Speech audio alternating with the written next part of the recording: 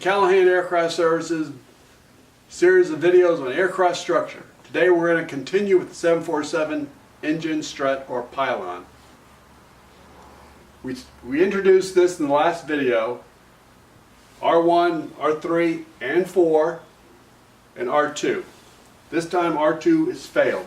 Now we're going to solve the loads on R1, R3. I'm not going to go through the algebra. You can study the algebra, do it yourself. But this is a setup. We solved for R1 is 73 kips. Keep going with the algebra. We get R3 as 135 kips for the 60 kip engine. But there's two R3s. R3, R4. Therefore you divide by 2, we get 68 kips per lug.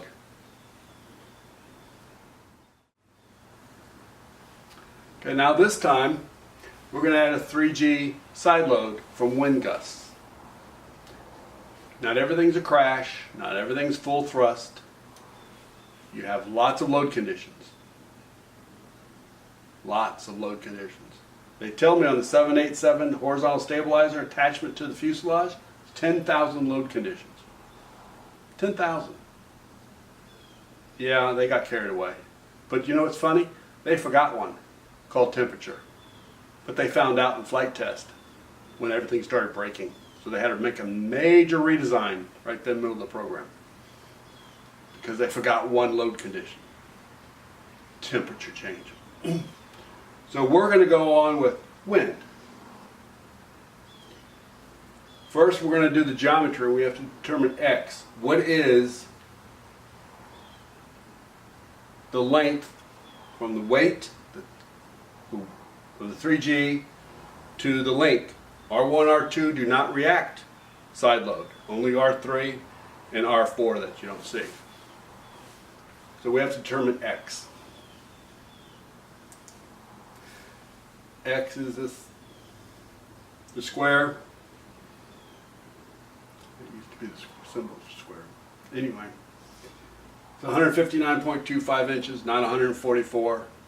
So we now continue with the analysis. And we end up with 319 kips from a wind load. Not thrust, wind.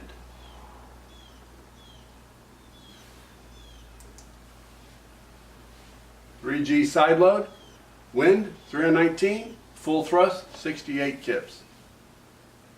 So people that think that the engine thrust designs the engine strut, au contraire.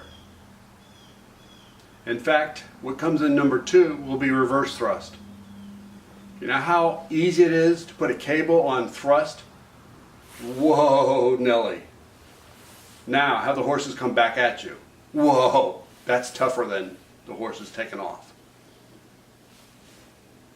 So when it's in compression, it's a lot worse condition. Now, when you don't think this is important, some people didn't think it was important, so it was left out of some of the analysis. People died. 39 on the ground, 4 crew, actually 1 passenger, he was getting a free flight on the freighter, 3 crew members, all because of the R3 or the R4 failure. It fatigued out with a crack because some people forgot to think about fatigue for a side load. Free body diagrams are important, so are all the load conditions, load paths, but your opinion doesn't really count. Because I can tell you, there are a lot of engineers that I worked with that thought thrust was key. Their opinion doesn't count. Oh, they've been all redesigned, so the 747 does have a load path for side load. They've added so we had R5, we've added R7, 8, 6, so we got crazy with more fittings attaching to the wing.